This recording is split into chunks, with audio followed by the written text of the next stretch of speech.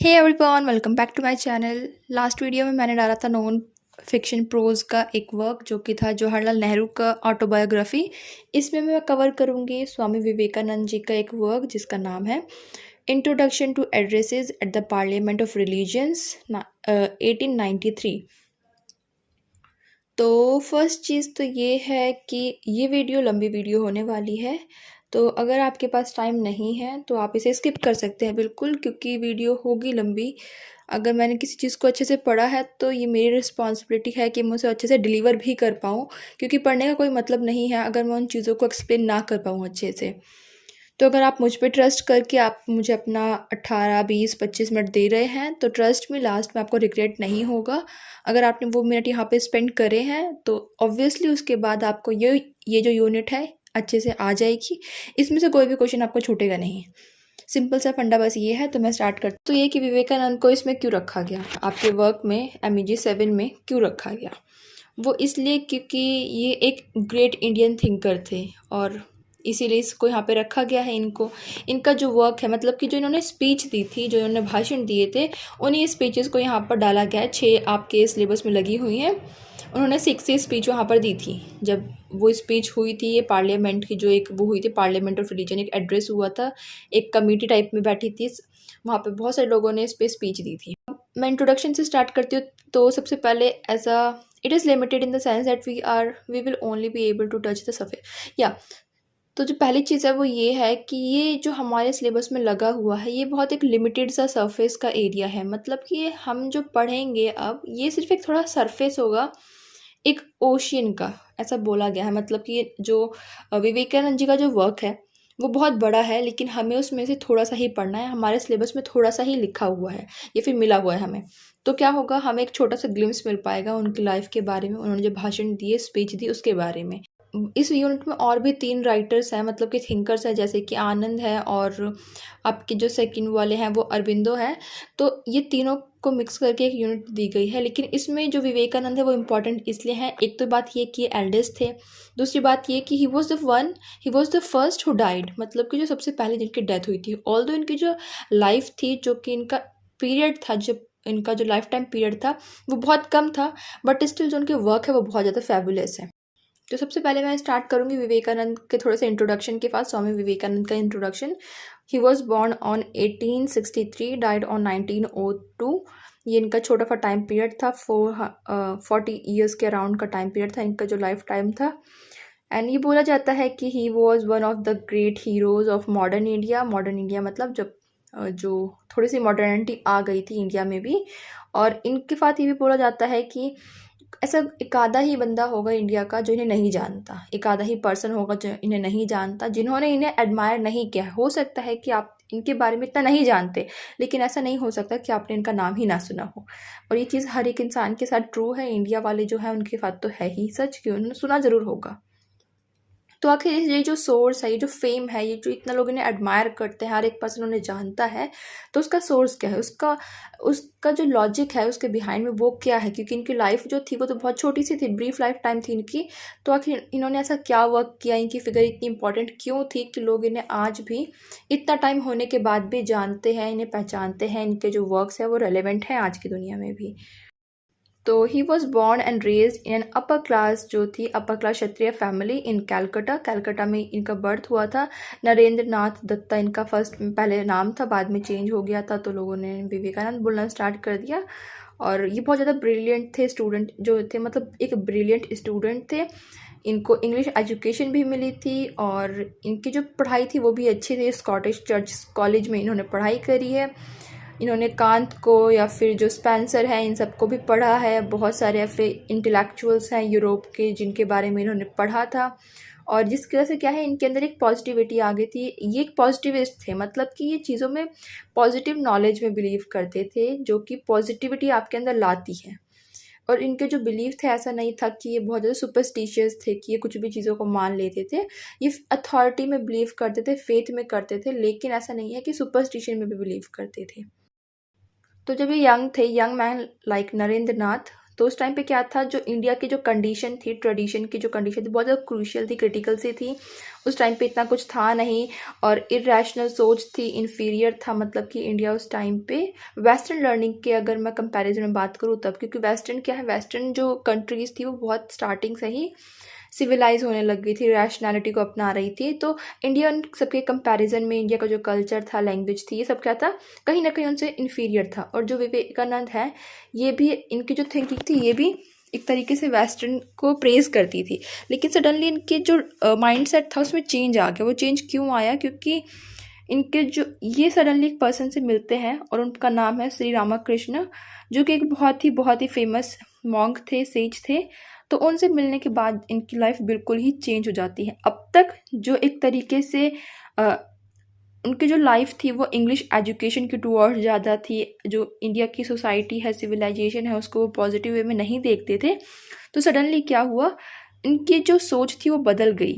जो वेस्टर्नाइज थी सोच, वो अब सीधे इंडियन सोच बन गई। इनके सोचने में, इनके थॉट्स में चेंजेस आ गए। तो जो रामकृष्ण थे, उनकी जो एक, उनका एक जो वो भाषण देते थे, या फिर जो उनका एक मेन लॉजिक था, मुद्दा था, वो ये था कि हर एक जो स्पिरिचुअलिटी है वो सब इक्वल है, कोई भी रिलीजन अलग नहीं है। वो हर एक रिलीजन को एक्सेप्ट करते थे और हर एक रिलीजन का जो पाथ है उन्हें एक्सेप्ट करते थे। तो उसके बाद क्या हुआ कि जो विवेकानंद थे उन्होंने भी उन्हीं के पाथ को फॉलो किया, जो श्री रामकृष्ण का पाथ था। तो जो उनकी डेथ हो गई, उनकी डेथ के बाद, मतलब कि उनके गुरु की डेथ के बाद, जो विवेकानंद उन्होंने क्या किया, इन्होंने एक ऑर्डर को बिल्डअप किया, फाउंडेड किया, एक चीज़ ऐसी बनाई ऑर्डर, मतलब जहाँ पर मॉन्क्स रहते होंगे, मॉन्क्स के लिए। और फिर वहाँ पे मॉन्क्स ने क्या किया, मॉन्क्स ने स्प्रेड करना शुरू किया जो रामकृष्ण की टीचिंग्स थी, जो उनके गॉस्पेल थे, उन सब चीज़ों को बढ़ाना शुरू किया। उनके जो भाषण थे, उपदेश थे, उनकी जो टीचिंग थी, उन सबको बढ़ाना शुरू किया, स्प्रेड करना शुरू किया। और इससे क्या हुआ, जो रीअवेकनिंग हुई इंडियंस में वो हो गई। मतलब कि जो इंडियंस अभी तक अपनी कॉन्शियसनेस को कहीं ना कहीं भूल गए थे, उन्हें नहीं था कि मतलब वेस्टर्न ही सब कुछ है, यही सोचते थे। तो सडनली उनको हुआ कि नहीं, इंडियंस के पास भी we have something special as well. तो उनकी जो रीअवेकनिंग हुई उनकी कॉन्शियसनेस की, वो स्टार्ट हो गई। इसके एंड में क्या हुआ, to this end he travelled all over the India. वो पूरे इंडिया में घूमे, उन्होंने हर जगह उनके टीचिंग को स्प्रेड किया, उनके गॉस्पेल को स्प्रेड किया। और फाइनली वो यूएस के लिए निकल गए 1893 में। अब 1893 में जब वो निकल गए तो वहाँ पर उन्होंने एक स्पीच दी थी। तो जब वो भाषण देके, स्पीच देके इंडिया में वापस आए थे 97 में, उस टाइम पे क्या हुआ, इनकी जो फिगर थी विवेकानंद की, he was already a hero और अ सेलिब्रिटी इन इंडिया। क्यों? क्योंकि बाहर जाके उन्होंने इंडिया को रिप्रेजेंट किया था। तो जब वो अंदर आए, इंडिया में आए, तो वो एक सेलिब्रिटी बन गए थे, एक हीरो बन गए थे, नेशनल प्राइड बन गए थे इंडिया का। एक, हाँ, कि इंडिया में कोई बंदा है जो कि इंडिया को प्रेजेंट कर रहा था, इसीलिए वो इंडिया का प्राइड है। अब उसके बाद कहानी शुरू होती है कि इन्होंने लिखा कैसे है, जो भी चीज़ें लिखी हैं वो क्यों लिखी है, कब लिखी है, क्या क्या बोला है। मतलब लिखा तो नहीं, इनका जो स्पीच था वही को, उसी को बाद में रिटन डाउन फॉर्म में लिखा गया। बात आती है introduction to the addresses at the parliament of religions 1893। अब ये जो पार्लियामेंट हुई थी, पार्लियामेंट ऑफ रिलीजन्स 1893 में, ऐसा माना जाता है कि ये अभी तक की वर्ल्ड की सबसे बड़ी ऐसे इंटर रिलीजियस गैदरिंग है। इंटर रिलीजियस मतलब जिसमें अलग अलग रिलीजन के लोग आए थे, उन्होंने कुछ ना कुछ बातें बताई अपने रिलीजन की, और ऐसा माना जाता है कि हाँ, इससे बड़ी गैदरिंग अभी तक नहीं हुई है। तो इसमें क्या क्या हुआ, इसमें बहुत सारे लोग आए थे, और जो रामकृष्ण के जो मैसेज थे, मतलब कि उनके जो गुरु की जो टीचिंग थी, जो मैसेजेस थे, उन सब चीज़ों को किसने प्रेजेंट किया, उन सब चीज़ों को वहाँ पे जाके प्रेजेंट करने वाले थे जो विवेकानंद जी हैं वो। अब जब वो यहाँ पर इंडिया में वॉन्डरिंग कर रहे थे, वॉन्डरिंग मतलब जो घूमते रहते हैं, जो भिक्षु मॉन्क होते हैं, जो कभी भी ऐसे सेटल डाउन नहीं होते हैं, मांगते हैं, खाते हैं, इस तरीके के जो होते हैं वॉन्डरिंग वाले।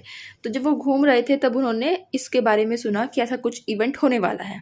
तो इन्होंने सोचा कि हाँ, मुझे भी वहाँ पर जाना चाहिए, इनको भी वहाँ पर जाकर अपनी अपीयरेंस देनी चाहिए।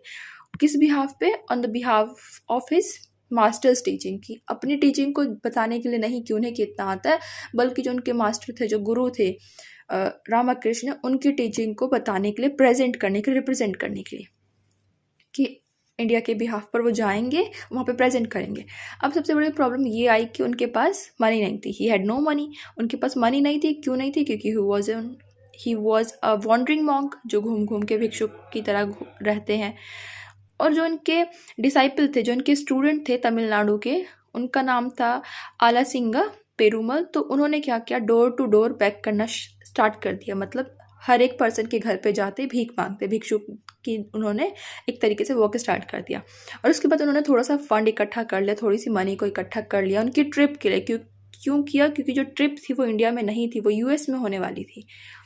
उसके बाद जो महाराजा हैं खितरी के, उन्होंने भी कुछ पैसे दिए, राजा ऑफ रामनंद के, महाराजा ऑफ मैसूर, इन सब ने थोड़ी थोड़ी हेल्प करी, जिसके बाद इनके अंदर एक एनकरेजमेंट हुआ कि हाँ इन्हें जाना है, रिप्रेजेंट करना है। और जो उनकी वाइफ थी, मतलब कि जो रामाकृष्ण जी की जो वाइफ थी शारदा देवी, जिन्हें ये बोलते हैं होली मदर, उन्होंने देखा कि उनको एक विज़न आता है, सपना आता है जिसमें वो आके उन्हें ब्लेस करती हैं। तो उनके बाद उन्हें कन्विंसिंग हो जाता है कि हाँ मुझे जाना है, मुझे वेस्ट में जाना है, वहाँ पर जाके मुझे इंडिया को, इंडिया के जो कंट्री मैन है, इंडिया की जो वुमेन्स हैं, उन सबको प्रेजेंट करना है, रिप्रेजेंट करना है। उसके बाद अब स्वामी जी चल पड़े हैं सेल के लिए, अपनी यात्रा में, अपनी ट्रैवल में स्टार्ट कर दिया। उन्होंने 31 मई 1893 में अपनी ये जो उनकी जर्नी थी वो स्टार्ट करी थी इंडिया से। उसके बाद वो जाते हैं ईस्ट होते हुए, कोलंबो होते हुए, सिंगापुर, हांगकांग, नागासाकी, यहाँ से होते हुए फाइनली वो पहुँच जाते हैं कोलंबिया, ब्रिटिश कोलंबिया। अब उस टाइम पे जब ये पहुँचे तो समर था, लेकिन जो फंक्शन होने वाला था, जो ये टॉक ऑर्गेनाइज की गई थी, ये होने वाली थी सितंबर में। तो इनके पास कोई भी स्पेस नहीं था जहाँ पर ये रह सके, कोई भी ऐसा नॉन टू पर्सन नहीं था, तो ना ही इनके पास कोई फंडिंग थी। तो इन्होंने क्या किया, तो इन्होंने अपनी पूरी जो स्टोरी है कि ये कैसे वहाँ पर इनवाइट करेगा, ये सब चीज़ें इन्होंने वहीं पे यहाँ वहाँ घूमे, लोगों को बताया, लोगों से कुछ बातचीत करी, थोड़ा टाइम पास कर लिया। इनके कुछ मिरेकल्स वाली जर्नी रही, कुछ ऐसे अनएक्सपेक्टेड कनेक्शन इनके बन गए। उसके बाद इनकी जो स्टोरी है वो स्टार्ट होती है। अब बात आती है कि जो इन्होंने स्पीच दी वो कब से कब तक हुई थी। 11 से 26 सितंबर तक 1893 के बीच में इन्होंने वो 6 स्पीच दी थी विवेकानंद जी ने वहाँ पर। अब हम स्टार्ट करते हैं इनकी जो स्पीच नंबर 1 थी। काफ़ी बड़ी बड़ी स्पीच इन्होंने दी हैं, बट स्टिल ठीक है, कोई बात नहीं, पेपर में है तो पढ़ना ही है। फर्स्ट स्पीच का नाम था रिस्पॉन्स टू वेलकम। अब रिस्पॉन्स टू वेलकम को सुन के क्या आता है कि जब इनका वेलकम किया गया तो उन्होंने इसका रिस्पॉन्स कैसे दिया। ये जो स्पीच है ये बहुत ही ब्रीफ, वेरी ब्रीफ स्पीच है। इसमें ये क्या बताते हैं, रिस्पॉन्स देते हैं जो उनका वेलकम किया गया, जो उन्होंने रिसीव किया था वो। और वो क्या यहाँ पे क्या रिप्रेजेंट कर रहे हैं, यहाँ पर वो हिंदू अपने रिलीजन को रिप्रेजेंट कर रहे हैं, मतलब कि यूएस में उन्होंने हिंदू रिलीजन को रिप्रेजेंट किया। और ये सिर्फ एक फर्स्ट टाइम था, it was at the first, कि सबसे पहले वो क्या बोलते हैं, माई ब्रदर्स एंड सिस्टर, ऐसे करके वो अपनी स्पीच को स्टार्ट करते हैं अमेरिका में। जब उन्हें एक वेलकम दिया गया तो ऐसा भी बोला गया था कि स्टार्टिंग में ये अपनी जो इनकी स्पीच थी उसे डिले कर रहे थे, बार बार डिले कर रहे थे कि वो बाद में जाएंगे, बाद में जाएंगे। और इन्होंने तब तक डिले किया जब तक इनका हुआ कि अब डिले नहीं कर सकते हो, तब जाके इन्होंने अपनी स्पीच को देना स्टार्ट किया। और जब देना स्टार्ट किया तो इन्होंने बैक टू बैक 6 स्पीच अपनी बारी बारी से दे डाली। अब वहाँ पर क्या करते हैं, ये on the behalf of India, और जो ऑर्डर था जो इन्होंने फाउंडेड किया था अपने गुरु की टीचिंग को स्प्रेड करने के लिए, उनके बिहाफ पर, उन मॉन्क्स के बिहाफ पर, हिंदू रिलीजन के बिहाफ पर, और जो इंडिया में मिलियंस ऑफ पीपल हैं उन सभी के बिहाफ पे उस वेलकम को एक्सेप्ट किया। और उसके बाद वहाँ पर पार्लियामेंट में जब खड़े थे तो उन्होंने अपनी अपनी चीज़ें बताने स्टार्ट करी, जैसे कि जो इंडियन सिविलाइजेशन है उसको रिप्रेजेंट करना स्टार्ट किया। आगे इस स्पीच में बताया गया है कि इसमें अलग अलग ऑर्डर थे। एक ऑर्डर तो इन्होंने इस्टेब्लिश किया था, उसको छोड़ के भी बाकी के भी कुछ ऑर्डर थे जो सिस्टमेटिक थे।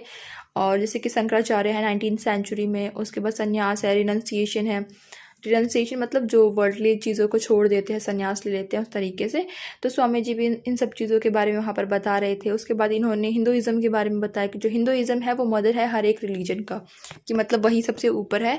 ये नहीं बोला था कि मतलब वो सबसे ऊपर है, लेकिन इसका जो मोटिव था बोलने का वो ये था कि जो सनातन धर्म है वो प्योर है। और ऐसा नहीं है कि कोई एक धर्म है वही हर एक चीज़ों का जो गुरु है वही है, एक कोई रिलीजन है वही सबका मदर है, बल्कि सारे ही जो रिलीजन है वो एक ही है। इनका मेन मोटिव ये था बोलने का। उसके बाद ये ऑर्गेनाइजर्स को थैंक करते हैं मिलियंस ऑफ पीपल के बिहाफ पे, जो इंडिया में रहते हैं उनके बिहाफ में थैंक्स करते हैं उन सबको। उनका जो नेक्स्ट एम्फेसिस था वो था टॉलरेंस का, कि जो इंडियन है उनके बारे में बताया, उनके टॉलरेंस के ऊपर बताया। और जो इंडिया की जो क्वालिटी है, कैरेक्टरिस्टिक्स है, यूनिक कैरेक्टरिस्टिक्स है, उसके बारे में बताया कि यहाँ पे बहुत सारे लोग रहते हैं लेकिन उसके बाद भी यहाँ पे यूनिटी है, जो कि बाकी कंट्रीज़ की अगर रिस्पेक्ट पे हम बात करें तो ऐसा नहीं है, क्योंकि बाकी कंट्रीज़ में इतने रिलीजन नहीं है, इतने सारी चीज़ें नहीं हैं, इतने सारे कल्चर नहीं है, लेकिन इंडिया में सब कुछ है और सब कुछ कैसे हार्मनी के साथ रहता है। यहाँ पर ऐसा नहीं है कि कोई एक डोमिनेंट रिलीजन है, यहाँ पे जितने भी हैं सब हैं। ऐसा नहीं है कि कोई डोमिनेंट है वो बाकियों को मारना चाहता है, किल करना चाहता है, एक्साइल करना चाहता है, ऐसा कुछ भी नहीं है। जो स्वामी जी हैं वो क्लियरली बताते हैं कि इंडिया कैसे क्वाइट है, एक्सेप्शन है, जैसे कि वर्ल्ड में ऐसा नहीं है, लेकिन यहाँ पे ऐसे होता है। यहाँ पर एक्चुअली सबका वेलकम किया जाता है, जैसे कि जूइश लोगों का, पर्शियन लोगों का। और इन सबका मेन मोटिव क्या है? बिलीफ है, फेथ है कि गॉड जो है वो एक ही है। तो फिर ठीक है, कोई भी वो डिफरेंट डिफरेंट चीज़ें हो सकती हैं, लेकिन जो गॉड है वो तो एक ही है। सबका अपना रिलीजन है, ऐसा नहीं है कि कोई ऊपर कोई नीचे है, हर एक रिलीजन इक्वल ही है। क्यों? क्योंकि जितने भी पाथ है सबका गोल क्या है? Supreme Lord. कोई भी है, कोई भी रिलीजन है, चाहे वो क्रिश्चियनिटी हो या फिर हिंदुइज्म हो, मुस्लिम्स का है, उन सबका क्या है? एक ही गोल है कि जो सुप्रीम पावर है वो कौन है? सुप्रीम लॉर्ड है। एक ही गोल है कि हाँ गॉड के पास जाना है, वो वर्शिपर उसी का है, चाहे वो नाम कुछ भी दे दे उन गॉड को, लेकिन वर्शिपर वो एक ही गॉड का है। फिर वो भगवद गीता से भी कुछ कोटेशन उठाते हैं और कुछ और भी चीज़ों से कोटेशन उठाते हैं अपनी इस आर्ग्यूमेंट को स्ट्रेंथन करने के लिए कि हाँ जो मैंने चीज़ें बोली है उसमें दम है, उसमें वजन है, कि जो मैंने बोला वो सच है। उसके बाद इनकी जो सेकंड स्पीच थी वो थी वाई वी डिसएग्री। इसमें इन्होंने क्या बोला है? In this speech Swami ji uses the method of parable. Parable मतलब जो जिसमें कोई ना कोई एक मोरल निकल के आए, एक कहानी टाइप में, जिसमें एक थोड़ी छोटी सी टीचिंग हो, कोई मोरल हो, कोई लेसन हो, उस तरीके का। तो उसमें ये बताते हैं फ्यूटिलिटी ऑफ नैरो माइंडेडनेस, कि जो नैरो माइंडेडनेस मतलब कि वो सोचते हैं कि हाँ हमारा ही रिलीजन सबसे ऊपर है, तो उन सब के जो लोग हैं वो क्या है? नैरो माइंडेड है। तो उन सब की फ्यूटिलिटी क्या है उनके बारे में बताते हैं। इसमें ये रामाकृष्ण के बारे में भी बताते हैं कि हमें रिमेंबर रखना चाहिए कि वो एक मास्टर थे, मतलब कि उन्हीं की जो टीचिंग है उन्हीं को स्प्रेड कर रहे हैं। इनके जो वर्ड्स है फुल ऑफ स्टोरीज है, एनेक्डोट्स, एनेक्डोट मतलब जो किससे चले आ रहे होते हैं वो। इसके बाद जो विवेकानंद है वो इसमें एक स्टोरी को सुनाते हैं अपनी बात को रिलेट करने के लिए। जैसे कि पैराबल मैंने बोला है कि स्टोरी होती है जिसमें एक मोरल निकल के आता है, तो क्या बोलते हैं? It deals with the frog in the well syndrome. मतलब कि ये डील करता है एक फ्रॉग, मतलब कि जो मेंढक होता है, फ्रॉग जो है वो कहाँ है? वेल में है, कुएं में है, और एक सिंड्रोम है, एक प्रॉब्लम है। तो इसको ये किस तरीके से वो करते हैं कि हर एक जो फ्रॉग है वो क्या बिलीव करता है कि जो उसका वेल है, जो उसका कुआं है, इट इज़ द बिगेस्ट, कि उसका जो वेल है यही सबसे बड़ा है। तो स्वामी जी बोलते हैं कि यही प्रॉब्लम लोगों के साथ भी है, कि वो क्या सोचते हैं? वो ये सोचते हैं कि जो उनका रिलीजन है वही वाइस है, वही बेस्ट है, वही सबसे बड़ा है, उसी के अंदर पावर्स है। बिल्कुल वैसे ही जैसे कि फ्रॉक्स को इल्यूजन होता है, तो हो सकता है ये लोगों का भी इल्यूजन हो, डिल्यूडेड हो। ये चीज़ें सच नहीं है, लेकिन सिर्फ लोग ऐसा मान लेते हैं। तो ये मैसेज क्या है? ये मैसेज टोटली दिखाता है रिलीजन के बारे में, कि कैसे लोग क्लेम करते हैं कि उनका रिलीजन जो है सिर्फ वही एक ट्रुथ की तरफ लेके जाएगा, सैल्वेशन की तरफ लेके जाएगा। लेकिन ये रिलीजन क्या है? हर एक रिलीजन की अपनी एक ही चीज़ होती है, एक ही जो ट्रू वे होता है, लेकिन लोगों का ऐसा मानना होता है सिर्फ वो क्या है? वो अलग अलग माइंड सेट पर डिपेंड करता है। For Swamiji's remark, it is clear that religion harmony can be created not just by recognition the unity and underlying similarity in the faith, but also to understand and accept the difference. वो क्या बोल रहे हैं कि religion के बीच में harmony कैसे create कर सकते हैं हम, कि अलग अलग रिलीजन के लोग हैं, धर्म के लोग हैं, उनके बीच में एक शांति कैसे क्रिएट कर सकते हैं, हार्मनी कैसे क्रिएट कर सकते हैं। ऐसा तो है कि हाँ आप सबको मानना है कि हर एक धर्म सही है, उनके अंदर सिमिलैरिटी है, प्लस आप ये भी देखिए कि उन दोनों के बीच में क्या डिफरेंसेस हैं, और आप उन डिफरेंसेस को एक्सेप्ट कर लीजिए कि हाँ ऐसा होगा उसमें, तो क्या होगा? दोनों के बीच में ही हार्मनी क्रिएट हो जाएगी। उसके बाद इनकी स्पीच नंबर 3 है पेपर ऑन हिंदुइज्म। तो ये वाला जो इनका स्पीच था ये सबसे लॉन्गेस्ट स्पीच है। क्या कर रहे हैं? ये रिप्रेजेंट कर रहे हैं हिंदू रिलीजन को, हिंदू रिलीजन के रिप्रेजेंटेटिव बनते हैं, वहाँ पर हिंदुइज्म के बारे में बोलते हैं। लेकिन आखिर मेन क्वेश्चन ये है कि how does he define Hinduism? वो कैसे डिफाइन कर रहे हैं हिंदुइज्म को? तो बताते हैं कि हिंदुइज्म की जो रूट्स हैं वो एंशियंट रूट्स है, बहुत पुरानी है, और ये प्री हिस्ट्री से भी पहले की है। मतलब कि एक ऐसा टाइम हिस्ट्री का जब चीज़ें लिखी गई हैं, जब से लिखा जाना स्टार्ट हुआ था। लेकिन हिंदुइज्म क्या है? उससे भी पहले है, जब ये हिस्ट्री लिखी गई, रिकॉर्ड करनी शुरू हुई, ये उससे भी पहले से है। ना कि उनकी तरह जैसे कि जुडेज़म है, जैसे कि जो जूइश लोगों का है, इन सब ये चीज़ें क्या है? ये बाद में एंशियंट टाइम पे डेवलप हुई थी। लेकिन हिंदुइज्म बहुत पहले से ही स्टार्ट था, इसका जो मैचुरेशन है, ऑरिजिन है, बहुत पहले से है, ऐसे इन्होंने बोला। उसके बाद ये क्या स्ट्रेस करते हैं वेद पर। वेद के बारे में बताते हैं। एंशियंट जो हमारा वर्क है बहुत ही फेमस है, हमारे स्पिरिचुअल वर्क में से कुछ ही चीज़ें हैं, तो वेद के बारे में बताते हैं। उसके बाद ये बताते हैं कि जो हिंदुइज़्म है ये साइंस के साथ रहता है। ऐसा नहीं है कि जब साइंस आई तो हिंदुइज़्म कहीं बिखर गया, ऐसा नहीं है। और ना ही ऐसा हुआ कि जब चीज़ें थोड़ी सी आगे बढ़ गई, मॉडर्नाइजेशन आ गया तो जो हमारा जो कल्चर था, जो रिलीजन था, वो पीछे रह गया। ऐसा नहीं है। क्यों नहीं है ऐसा और क्यों नहीं हुआ ऐसा? वो इसलिए क्योंकि जो हिंदुइज़्म है वो हमेशा से ही साइंस से भी जुड़कर चला है। ऐसा नहीं है कि टोटली आर्बिट्री चीज़ें हैं हिंदुइज़्म में, कि बिल्कुल ही उनका कोई मुद्दा ही नहीं है, हम बस पूजा करे जा रहे हैं, उसका कोई लॉजिक नहीं है। ऐसा नहीं था।